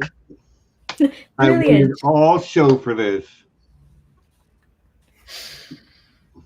Yeah. Stop it. I know. Okay. But what if there are no timekeepers? What if it's actually just Renslayer? I'm not sure about that, because someone pointed out that Renslayer wears a helmet that says A23 on it. So I'm wondering if she's a variant of some kind. I don't know if they all have names that we just don't learn or what, but I have a feeling that she is maybe like the face or the agent. And in the comics, she is romantically connected to Kang the Conqueror. So if it was the two of them in cahoots, I would not be surprised by that. I don't know that it's just her, but I see where that inclination comes from. Like, it's a what if, but there's a lot of that going around in this show right now. Intentionally. A lot of what if. Yeah. I wonder if they give out those alphanumeric codes sequentially, which leads me to ask the question, who's A1? Well, they're doing, A is, Renslayer, and she's like has much more authority within the TVA. Oh, no. Hunter B15, she's kind of like a head of the squad. So there's the A, B, and C being just that, just the hunter that got captured. Oh, let me see, what was her name? Sasha. Yeah. Is that what, C20? Yeah, C20. So she's, further down the food chain. So I think the alpha at least has to do with their, level of authority with the TVA. I just had a wild thought. What if the timekeepers aren't, or whoever it is that Renslayer is answering to isn't Kang, isn't the timekeepers? What if it's a Loki variant? I've heard that one bandied about as well. I question it because if it is a Loki variant, there's a lot of questions about. I feel like I had some notes on this. I'm blanking on exactly what it was, but there's some circuitous logic that doesn't quite work for me. But it's possible, I guess. This is the second Loki variant that's tried to overthrow the timekeepers. Right, and they even say, I don't know if they said he was the most or one of the most, but they've had to stop so many Loki variants because he's the god of mischief. The god of mischief is going to make problems, especially for the people that want that super everything to be orderly and to go this, because Loki wants the exact opposite of that, or at least the Loki we know. And what better way to keep your plot and scheme going than to have already taken over the TVA? Yeah, it opens up the question of why he's trying to eliminate variations of himself from the timelines, unless he has a serious superiority complex, which is entirely possible. Well, it is Loki. Also, I do want to say, originally I viewed this as sort of a contradiction on the part of Loki that he hadn't realized, but now it would almost lend credence to this theory, because you have Loki sit there and talk about the reason why he wants to rule and have control is to take away because the greatest illusion that people have is choice, and he's going on about that while at the same time decrying that's what the timekeepers are doing to to everybody else. But it would be like the ultimate example of that if he was actually the one behind it all, constructing this one true timeline and thereby removing choice from people. Right, and what hubris coming from the embodiment of free will in the universe. That's kind of what the tricksters role in the archetype is the absolute expression of free will, ultimate chaos. You know, he does what he wants at all times. You know. So, in preparation for this, I looked up the word mischief, and I checked a couple of different definitions, but they all seem to sort of say to be playful with a childlike quality. Mm-hmm. So, like, mischief is not malicious. Now, Loki is occasionally malicious because there's more to him than just being a mischievous scamp, so to speak. But he does have a childlike quality to him in a lot of ways. That smile, that charm, that joie de vivre, you know. But children aren't known for their orderly discipline either. So of course he's chaotic. Of course he's unpredictable. Kids be like that. To have a childlike quality is to be like that. Yeah, that's I think maybe one of the reasons I was thinking that, like, I totally could see it working in a way. And also Richard E. Grant was cast and we haven't seen him yet. There's a lot of speculation that he might be like an old Loki. So part of me can see it happening. And the other part of me is just like, if Loki is such an agent of chaos, why would he be the one pulling the strings on something that's so... Because it's going to make the timeline go the way he wants the timeline. He wants it. That was the question that Mobius asked him, is like, so you become the king of the universe. What do you do then? Yeah, the king of space. What's your plan? The king of space. What's your plan then? What are you going to do with it? And he didn't have an answer. But what if a Loki variant said, well, okay, I'm going to run the TVA. Things are going to go the way Or Loki variant wants to take over the TVA. Both variants want to take over the TVA. Well, I would say that I don't think this, our Loki variant would be happy just overseeing everything and making things run smoothly. That's not to say that another variant wouldn't be satisfied with that. So I don't know. To be honest, we're talking about this, but I have no idea if I think it's going in that direction. And to be honest, I have no idea where the show is going. So but in a good way. Yeah, it's gonna be fun to find out. Yeah, and look at Sylvie. She's like, I'm not here to rule the TVA. She's trying to take it down. So is she trying to defeat herself? It could be. What better way to take down a Loki than with another Loki? Or two. It's kind of the whole through line here. Mm-hmm. Or three, if we're talking, if Mobius is one as well. It's just so paradoxical to have, all these branch timelines created by variants of yourself and then spend your entire existence operating a cosmic bureaucracy trying to eliminate that when chaos is your MO.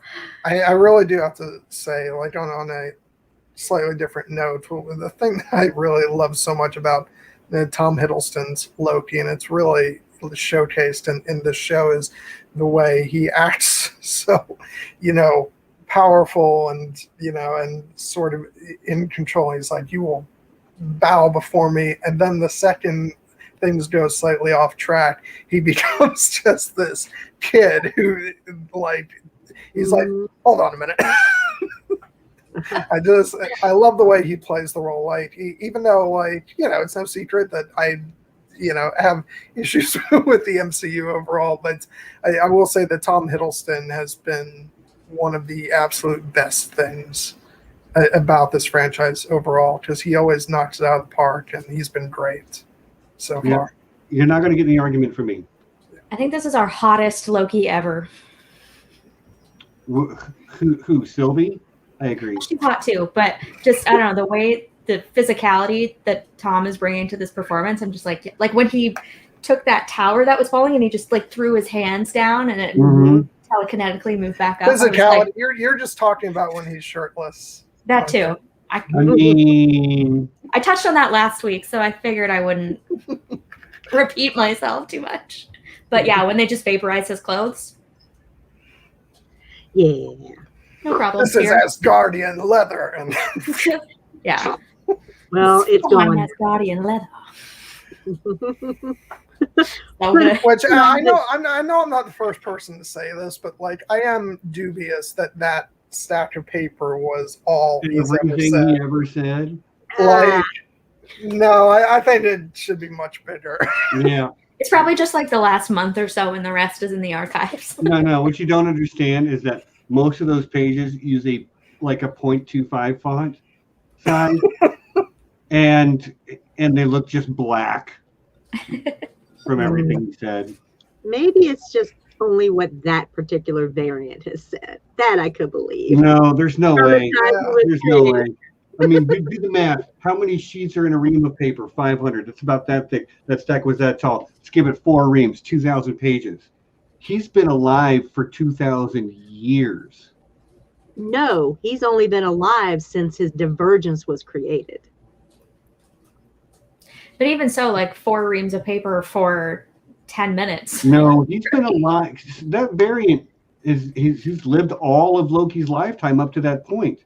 It's hundreds, if not thousands, of years. You can't fit that on 2,000 pages. I mean, I disagree. But that's okay. The joke is still awesome. And there was a flirk in there. 110%, that's a flirkin. There's no other option. I can't wait to Oh, see I it got eat the the Tesseract. whole thing with, wait, what if I am a robot? People don't generally know if they're robots. Like, Yeah, the humor has been really good in this show too, especially between these two right here. Like his quips, but like Mobius has been able to just serve them right back. It's been a great verbal tennis match between these two, watching them go back and forth. Oh, big metaphor guy makes you sound super smart. I am smart. I know. Okay then, but like that, oh, I know you're smart, but there's that unspoken but you're not as smart as you think you are, and I know you. Like it's so good, and Owen Wilson's delivery is just, mwah. Yeah. Like, he plays kind of a version of himself in every movie he's in, but there's something about the way he's delivering that sort of quiet, calm charm that he has that just works for Mobius in context with like bouncing off of Loki. It's the perfect choice, the perfect casting for that character. Well, it's what he's doing. It's a nice sort of middle ground between delivering that Owen Wilson charm and sense of humor, but also you get the sense that there's a lot of real depth to this character, and so I'm really loving his performance, and I'm looking forward to like where he takes it once he becomes aware that he's a variant, and and all that stuff. I think it's going to be interesting to watch that character go on a journey, and especially since this isn't a one-off, since the show is going to continue on. I didn't even know that. I was really happy when I found out that there was going to be more than just one season. Yeah, because I think it's got such great potential. Yes. Yeah. Well, I love that meme that's him and Loki timeline crashers. Oh my gosh, that would be. I mean, we're watching that right now. Yep, that's a good one. Okay, so what else do we want to talk about from this series? Or because the one thing I want to make sure that we talk about is what do we want to see going forward? But like, is there something from these 3 episodes that we need to cover before we get onto that? Can we talk about how the TVA is a cult? Like Sure. 100% legitimately a cult. I was watching. maybe like Amway is a cult. That's a commercial cult. There are lots of different kinds of cults, by the way. So there's this guy, his name is Stephen Hassan. He came up with something called the BITE model, which looks at how cults use behavior, information, thought, and emotional control in influencing and indoctrinating people. And so I'd heard about this through anti-MLM stuff. I'm really big on anti-MLM YouTube. for some reason. I don't know. And so I was watching a video about Loki, and someone was like, "Oh yeah, it's very culty." And I'm like, "Holy crap! It's a legitimate cult." And I found Stephen Hassan's recent PhD thesis in its entirety, and I read through some of it. And so there's some older research and some newer research on cults, and I'm reading through it. And I'm like, this is the TVA to a T. So this is sort of like a small excerpt from it. The tactics of a second-generation thought reform program are organized to destabilize individuals' sense of self by getting them to drastically reinterpret their life's history, radically alter their worldview, accept a new version of reality and causality, and develop a dependency on the organization, thereby being turned into a deployable agent of the organization operating the thought reform program. And then there's another, a little ways down, there's a definition that I thought was fitting about labor trafficking. So it's the recruitment, harboring, transportation, provision, or obtaining of a person for labor or services through the use of force, fraud, or coercion for the purposes of subjection to involuntary servitude, debt bondage, or slavery. And I think that's what we have here in the TVA. Mm-hmm. Sounds legit. Yeah. I'm really, really appreciate you reading that to us, Kate. Makes you sound super smart. I am smart. I know. Yeah, you really get a sense of that when. I really like that, Santi. It's like the Land of Oz on steroids. It kind of is, down to the don't look behind the curtain kind of aspect to the timekeepers, and everything is so shiny and big and pretty, and horses of a different color and all that. Which, by the way, I've never been to Dragon Con, but I know that the TVA is at Dragon Con. The shots of the TVA where you can see all those rows and rows and rows of balconies is it the Marriott? It's in Atlanta. It's the hotel where Dragon Con is. Several people have pointed that out. So if you ever go to Dragon Con, you are going to TVA headquarters. That's pretty awesome. Well, it was shot in Atlanta, right? It was, yeah. A lot of stuff is shot in Atlanta for the MCU. Yeah, you can see the Georgia logo at the end of the credits. Yeah, it was funny because in the Falcon and the Winter Soldier stream, I accidentally quipped about the Grand Canyon, and then I did a little digging after the stream and figured out that shot was actually filmed in Atlanta, so I wasn't that far off. And then they just digitally inserted what was probably stock footage of the Grand Canyon. Right. It's supposed to be Africa. It's not actually Africa. Mm-hmm. But yeah, so there's some different models for cult behavior, but there's one that I think is both comprehensive and succinct. So there's 6 points. Gain control over a person's time, especially his thinking time and physical environment. Create a sense of powerlessness, fear, and dependency while providing models that demonstrate the new ideal behavior.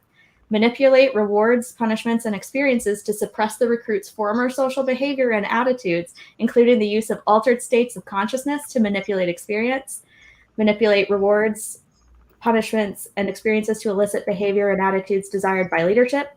Create a tightly controlled system with a closed system of logic wherein dissenters feel their questioning indicates something inherently wrong with them, and keep recruits unaware and uninformed that there is an agenda to control or change them. Thought reform is impossible when a person is functioning at full capacity with informed consent. The TVA is a cult. Yeah, I mean, that's all the stuff I do when I try to start my cult. Yeah. Every time I tried to start a cult, that's how I did it. Yeah, keeping the leaders separated. I mean, that's how I formed the Knights of Kira. So, exactly. Keeping the leadership separated from the body of the worker bees, so to speak. And there's the only information that's allowed is coming from the higher ups is certainly very cult-like. You see that in a lot of modern cults today. Mm-hmm. I won't name names because I don't want to get sued. Yeah, but there's a big one located in California. And the information control that you see evidenced in the first episode with the propaganda video and all the posters, like it's very big brothery. And I think what's happening is that the TVA is pushing the narrative that there is only one sacred timeline, and they're couching it in this religious normative language. I mean, they call it sacred. The sacred timeline, right? So there's a lot of, interesting religious undertones to the faith and the timekeepers and the fact that this is the way that things should be. And so I think that, kind of circling to the free will question in the show, I think there is free will, and that's evidenced by the fact that there are branching timelines and different possibilities, but that the TVA doesn't want people to believe that. And so they've indoctrinated these variants to just carry out the pruning of these branches to protect their own interests, and so that they can control free will. I think they're just kind of making things up as they go along based on what Mobius says in the cafeteria, where he says, that we're here kind of enforcing what's come before, and the timekeepers are entangling or disentangling the epilogue or something like that. So not everything is written or predetermined. They're just trying to maintain it. And so I'm like, there might be some room for free will in there. I don't know. Well, clearly, free will still exists. They just keep eradicating everybody who makes decisions they don't like. Exactly. They want to put forward that strict determinism facade to make people think that, that this is the way. That's clearly not what it is. It's not like they're controlling the individuals. They're just killing everybody who makes choices they don't like. Every sort of multiverse version that they don't like. Yeah, which goes back to my, sort of objection to the claim that what the Avengers did was completely 100% fine, but Loki just taking the Tesseract and transporting it away, that somehow wasn't fine. Because even if the Avengers, it takes back all the stones, there's still things that they did within those little excursions that would have kind of at least small ripple effects. And you'd think that would be enough to register as a big no-no. But so I don't think they're being completely honest, about what they're choosing to fix. Yeah.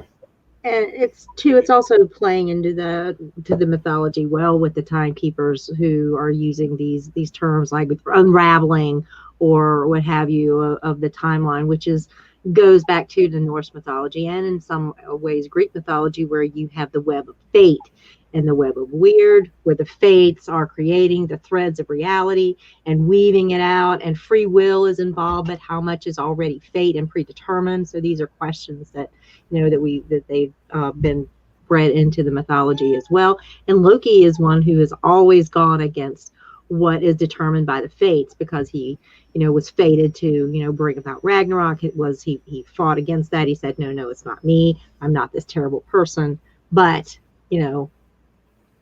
it's allegedly going to come about. So he's, in this case, he's fighting fate once again, with this whole other timekeeper and the timeline. I'm sorry, Cassie, we all want to meet that variant. No, we don't. Look, you say that, but you're going to meet that variant and you're going to be like, oh, look, it's the perfect version of me.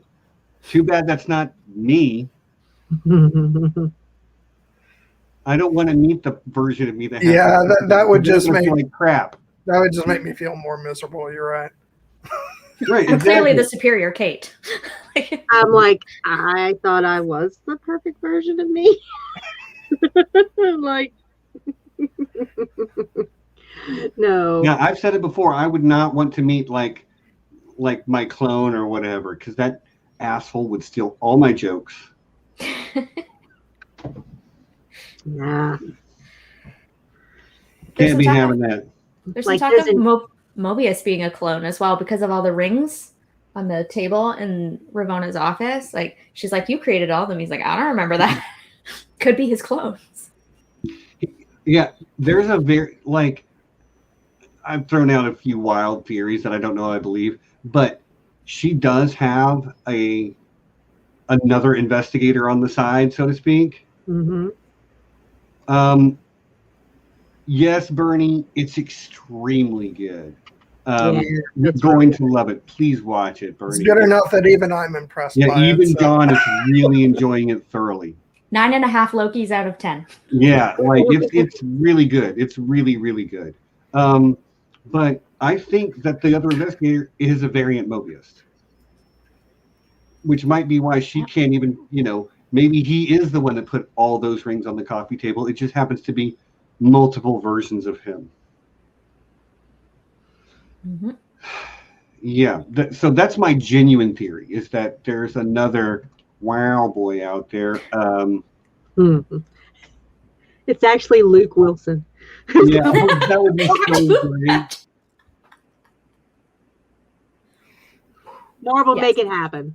Stephanie, are you asking me for the email that I posted earlier? There it is. I'll leave it up on screen for a minute for you to get that.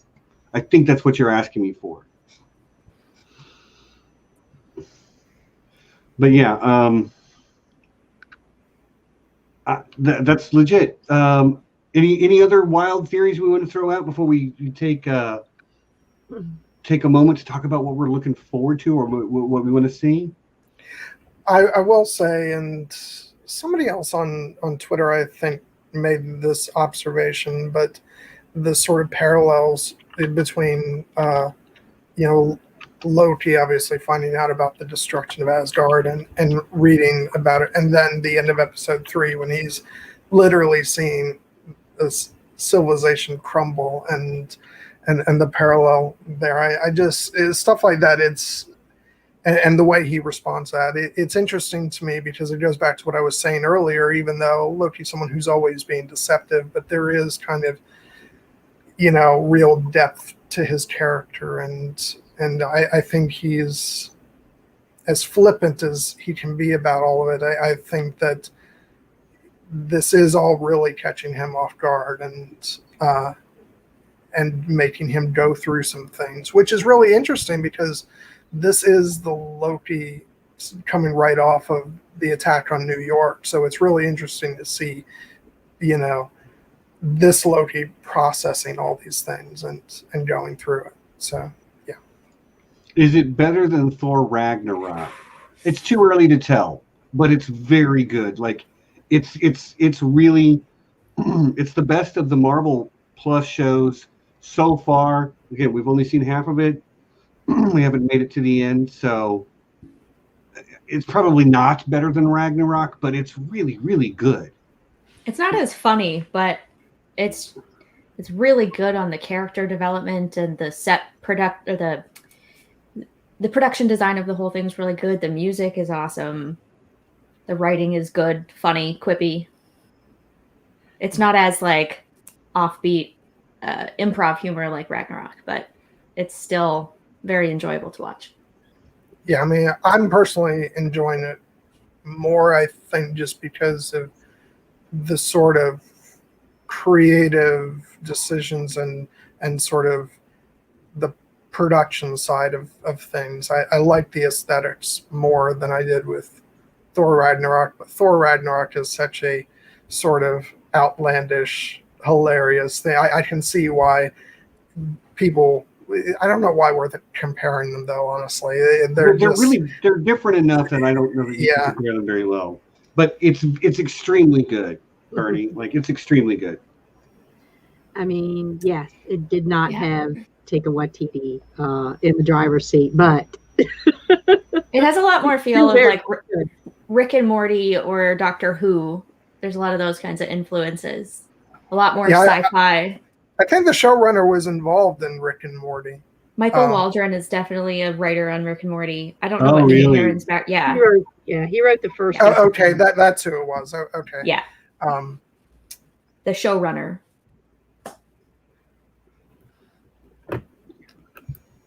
Okay. So no more wild theories? Not wild theories. I just once again want to heap praise on I mean, you guys see this coming a mile away, but the music, I want to say it because I'm not very often impressed by the music in Marvel productions.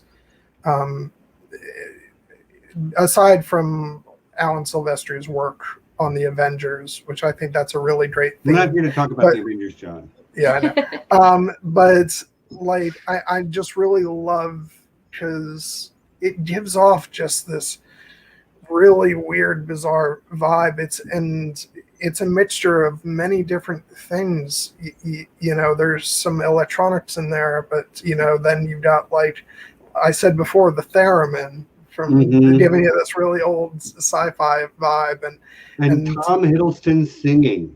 Yeah, that was really good too. Yeah, so talented. But so talented on so many levels. But I love when, like, the logo, the Loki logo kicks in, and it's just got this the music is really weird and out there, and it just sets the tone for the whole thing. But I also really love the modern soundtrack songs that they include, like Holding Out for a Hero. The lyrics of that song, there's so many levels to the meaning of that song. That was so show. Funny, because when that was episode 2, and that came out just like, I think it was either the same week or just 1 week after the trailer for the Masters of the Universe Revelation series on Netflix, which uses that song. So I was like, oh, hey. I think the Guardians video game trailer also used it. Or the Guardians video game trailer used it also. 3 in 1 week. Bonnie Tyler making some money that week. Yeah. But also in episode 3, you had Demons as like the opening, behind the Marvel logo, and you had Deep Blue by Ladytron, and you had Dark Moon. And if you go and look at the lyrics of all those songs, they line up with the show perfectly, so much so that I think that maybe they based the episode on those songs. And so it's just so thematically perfect what they managed to do with that music. Not to mention they're all bops. Like, so good. I will just say, like, this is not a negative note about this show, because it's sort of across the board with all their stuff. And I almost don't want to say it because it sounds like me being negative just for the sake of being negative, but I have not been a fan, like, over the past, however many films it's been since they switched over to the newer Marvel Studios logo with, it goes on for like 20 seconds showcasing all the actors and stuff. I miss the old style Marvel logo that did the flipping pages of the comics. So, yeah, it is. You're allowed to like what you like. Yeah, just a personal taste, but yeah, that has nothing to do with this show in particular. Right. But I do like what they do with the logos in terms of setting the tone for what's coming. The backing music and like with Endgame, let's back it up a little bit. Infinity War was the only time there was like no music behind the logo, and you could just hear the distress call from the Asgardian refugee ship. And then in Endgame, half of the people were missing from the logo. So it's like, if you look really closely, there's a lot of like detail added into it, which I can appreciate. And this one's green and gold, so it's no longer the red and white. Yeah, it's pretty. Yeah. Loki green. Loki green and gold. So what do you want to see in these next 3 episodes? Like, what is something that you have to have by the end besides Owen Wilson on a jet ski? Because we all need that. We all know that we need that. Yeah. I want to see Sylvie's backstory. I think we're getting a bunch more of it in the next episode based on the trailer. And I'm jazzed to see what kicked her off on this revenge spree. Okay. I'd love to see it. John, you got something? More Miss Minutes. Okay. Yeah. Voiced by the incredible Tara Strong. Yeah. Bubbles from Powerpuff Girls. And also Bridget the Refrigerator from Modern Family, season 11. Right. Bridget the Refrigerator. It's a thing. It's hilarious. But yeah, I want more Miss Minutes as well. I need to know what's up with her because he does ask. He's like, "Are you a computer or are you alive?" Sort of both. It's like it's like an old Disney film. Are you singing a duet with the refrigerator? Sorry. He's singing "Shallow" from A Star Is Born. Yeah. I want to see Mobius get unwound. You know, like his name implies the Mobius strip. Yeah, I want to see that. A two-dimensional object with only one side. Mm-hmm. Yep. I want to see what's behind all that. Yeah. I'll tell you what I genuinely do want to see. Like, I don't care like if it just his plans always fall through at some point.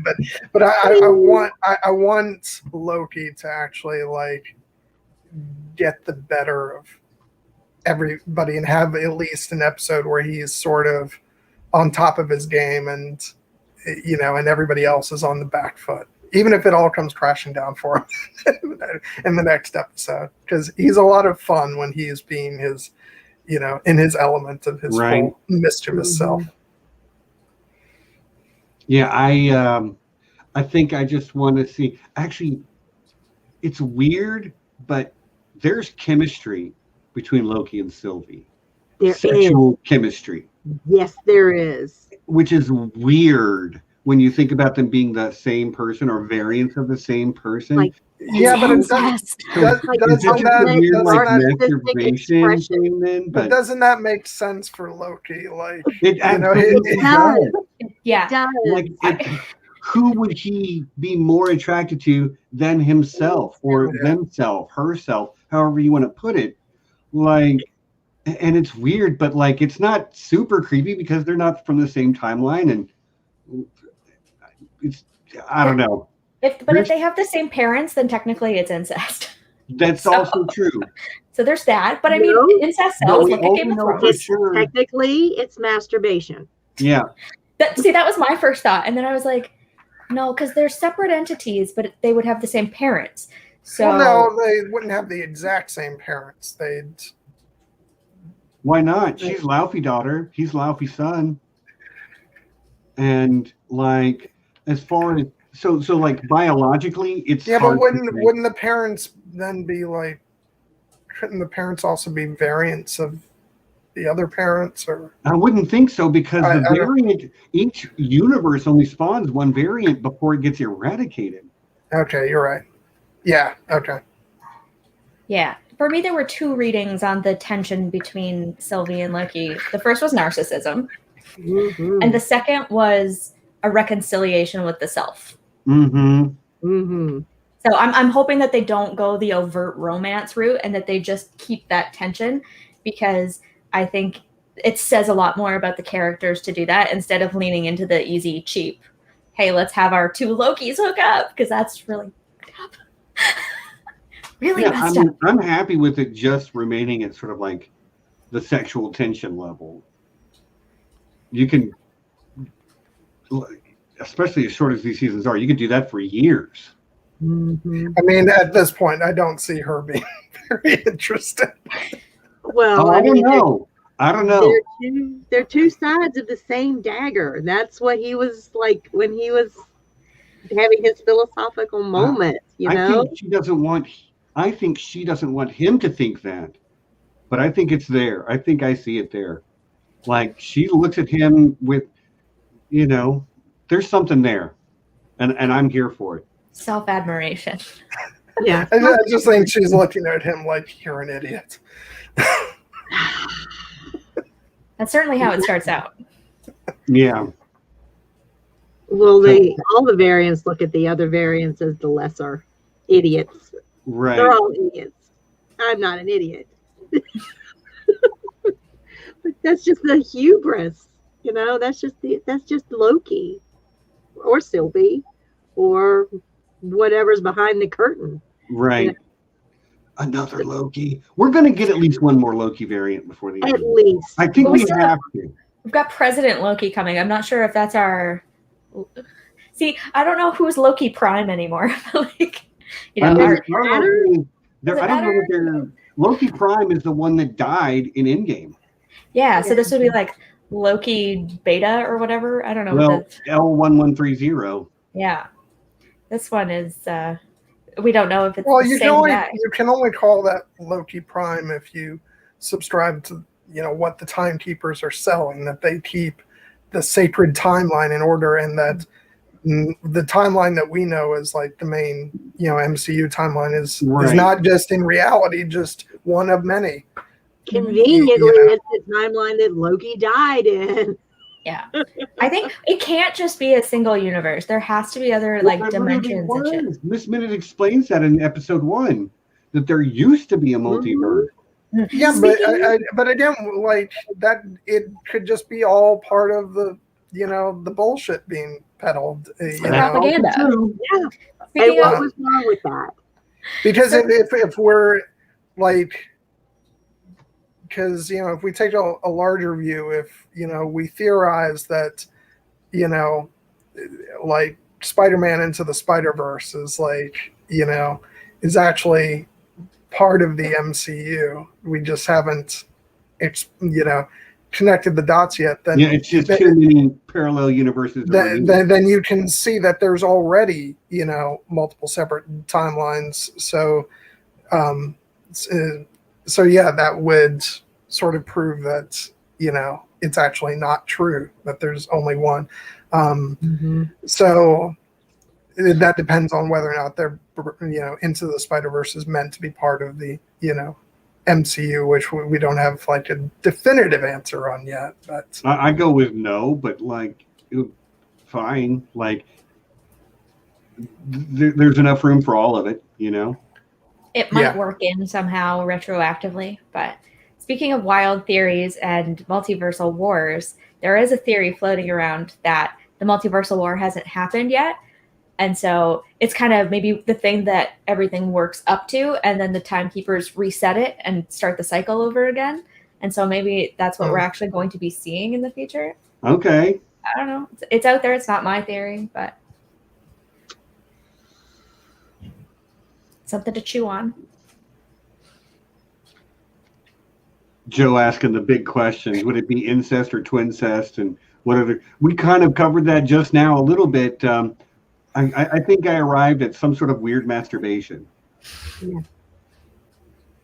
Yeah. That's it. That's the ultimate expression of masturbation. The ultimate expression of self-love. Yeah. Oh, I love myself, but I hate myself at the same time. I mean, It's so like, messed up. I kind of This is a enjoy Disney show. that we get to ask these questions, ponder these things. It's fun. It's fun. I don't think Disney is going to go that way. It's Disney. Yeah. At the end of the day, there's only so much. Our mouse-eared overlord will not allow it. This isn't HBO. Right. Yeah. But like, keep giving me the sexual tension because it's good. It's good. Yeah. Okay. Any other final thoughts? Anyone? no, just some very. I don't know. That sigh said I had something to say. You can never guess when a John sigh is going to appear. It happens sometimes randomly. Yeah. I'm very happy that I've been enjoying the show so much, and I'm looking forward to the next 3. I wish there were more than 3 episodes left. But. Me too, but like, it's tight storytelling at that point. Mm-hmm. There's no fat. Mm-hmm. There's no filler. Yep. So yeah, I hate that word. You know what I mean? Mm-hmm. Yeah, it's good storytelling. I agree. I think they've managed to do a lot in 3 episodes, but I don't feel that there are major problems with pacing or too much of anything. I think it's, even in episode 1 where it's all an exposition dump, it feels very balanced and it feels natural the way that they decided to do it. So I'm impressed with the different storytelling methods that they're trying in this. And just the overall flow of the show. And apparently the back half is supposed to be really like upping the pace just like wildly. So I'm very excited for things to really get going. Yeah, me too. Yeah. How are they going to get off this planet, Steven? Dude, okay. You want me to tell you? Mobius is going to figure it out. Mobius is going to come pull save it them out. because Mobius is the only one that knows that they're hiding in apocalypses anyway. Mhm. So, and Mobius is going to do it because he's going to need them in order to counteract. I think he's going to go try to find them in order to counteract what Sylvie did at the end of episode 2 and dropping all the bombs. I tend to agree because we did get that moment in the first episode where they took Loki's temporal aura, so they might be able to scan for it. Because there's about, 12 hours or so encompassed in the third episode, so he's got a little bit of time to do some hopping and like scan for Loki's energy, basically. So that's kind of how I think it's going to go down too. Yeah. Plus, Loki conveniently pulled out all the apocalypse, made a stack for him to find. They happen to have a convenient list already made. I'm sorry, but when Loki had to tap on the belt, get the librarians, attention or whatever, it so reminded me of Game of Thrones. And, yeah. And when Sam goes to the Citadel. Yeah. Yeah. That's just no Jocasta new in another form. Such a bad archivist stereotype. This is what hurts the field, guys. It's the tight buns and the cardigans and the mean front desk reference people. Yeah, Joe, I talked earlier how I think Mobius actually might be a Loki variant. I mean, I'm not like super sold on that idea, but it's definitely possible. I think. All right. Well, that's it for me. I think Mobius will be the one to come get them. I think the damage here is done. This is setting up Multiverse of Madness later. So I think this does not get corrected. I mean, once those branches arc off to that certain point, you can't call them back. Right. No, it's done. The damage is done, and they were like almost there when they, got back to the TVA. It's set. It's done. Yep. So yeah. Yeah. So is everybody's favorite episode 2 then? Probably, yeah. Yes. Yeah, I agree on that. Even though I actually really enjoyed episode 3. I think episode 1 was probably my least favorite, but episode 3 was great just because I got it just felt so different. And even though I still have to actually watch the show in its entirety, like I said before, I got like Doctor Who vibes off of it, of them just going to this, end of the world scenario and doing stuff. So I really enjoyed it. But episode 2 was just like that whole climax is just like had me on the edge of my seat and everything. So yeah, it was good stuff.